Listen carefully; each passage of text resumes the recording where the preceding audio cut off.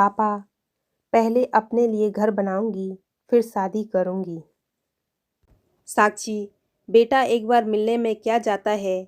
अगर लड़का तुझे पसंद ना आए तो हम मना कर देंगे, रमेश ने अपनी बेटी से कहा। साक्षी, नो पापा, मैं अभी शादी नहीं करूंगी। तो कब करेगी? जब तेरे मुंह में दांत और पेट में आंत नहीं रहेगी, तब करेगी शादी। 28 साल की हो गई हो तुम, कोई बच्ची नहीं रही, समझी। 21 साल तक हमारे खानदान की सारी लड़कियां शादी कर दी गई थी। साक्षी की बुआ ने गुस्से में साक्षी से कहा। जानती हूँ बुआ, इसलिए कह रही हूँ, लेकिन शायद आप नहीं जानती, सब में और मुझ में बहुत फर्क है। साक्षी, ये क्या तरीका है बड़ों से बात करने का? बड़ों से ऐसे बात करते हैं? हम सब तुम्हारे भले के लिए ही तो कह रहे हैं। आखिर कब करोगी शादी? साक्षी के बड़े भाई ने कहा। तभी सबके बीच दबी आवाज में उसकी माँ रमा ने कहा, अभी क्यों नहीं करनी? जब तक तुम कुछ बोलोगी नहीं, सबको कैसे पता चलेगा कि आखिर तुम चाहती क्या हो? माँ प्लीज, अब आप बीच में मत बोलिएगा, मुझे नहीं सुनना किसी का प्रवचन, साक्षी ने अपनी माँ से कहा और गुस्से में पैर पटकते हुए सबके बीच से हॉल से उठकर अपने कमरे में चली गई। साक्षी स्वभाव से आधुनिक ख्यालों की होनहार और आत्मनिर्भर लड़की थी। वो एक मल्टीनेशनल कंपनी में ब्रांच मैनेजर है। संयुक्त परिवार में पली बड़ी साक्षी घर में सबसे छोटी होने के कारण बचपन से ही अपने पापा के साथ साथ सबकी लाडली रही।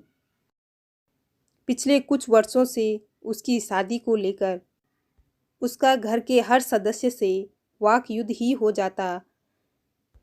न जाने कितने लड़कों को साक्षी ने शादी से मना कर दिया। साक्षी के मन में क्या चल रहा है, वो क्या सोचती है, किसी को कुछ नहीं पता चल रहा था। यूं कहे कि साक्षी किसी को एहसास ही नहीं होने देती थी। ये क्या था रमा, जब हम सब उससे बात कर रहे थे तो तुमको बीच में बोलने की क्या जरूरत थी? तुम्हारी तो वो वैसे भी नहीं सुनती कभी। तुम्हारे पास इतना भी दिमाग नहीं कि बच्चों से कैसे बात। हद हो गई है, इतनी उम्र हो गई लेकिन बोलना नहीं आता तुम्हें। मेरी बेटी का मूड खराब कर दिया। अब जाओ उससे माफ़ी मांगो और खाने के लिए बुला कर ले आओ। रमेश ने परिवार के सभी सदस्यों के बीच गुस्से भरी आवाज में रमा को डांटते हुए कहा। अंदर कमरे से साक्षी सब सुन रही थी। जेठ जेठानी, सास और बच्चों के सामने हुए अपमान पर रमा ने कुछ नहीं कहा और चुपचाप वहां साक्षी के कमरे में आ गई। रमा ने साक्षी के सिर पर प्यार से हाथ रखते हुए कहा, बेटा मैं तो तुम्हारी भलाई के लिए कह रही थी, लेकिन अगर मेरी बिटिया को अपनी माँ की कही बात बुरी लगी तो माफ़ कर दे। गुस्सा थूक कर चलो खाना खाने। रमा के पीछे पीछे बाकी घर वाले भी कमरे में आ गए। रमेश ने रमा की बात सुनने के बाद कहा, अच्छा चलो सब निकलो यहाँ से, पागल औरत। बेटा तू तो जानती है तेरी माँ के पास दिमाग नहीं है, इसकी बात का बुरा क्या मानना। इतना सुनते रमा आंखों में आंसू लिए वहाँ से जाने लगी। तब साक्षी ने कहा, रुको माँ, पूरी बात तो सुनती जाओ, क्योंकि आप तो कुछ नहीं कहती,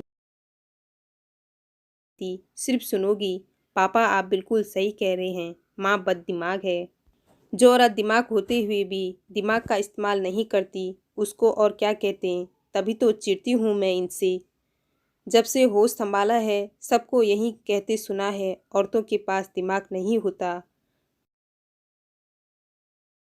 माँ मैं इतने सालों से यही जानना चाहती हूँ कि आखिर क्यों सहती हो आप इतना, क्यों नहीं प्रतिकार करती है, क्यों नहीं अपने अपमान पर अपने आत्मसम्मान के लिए अपनी आवाज़ ऊंची करती हो।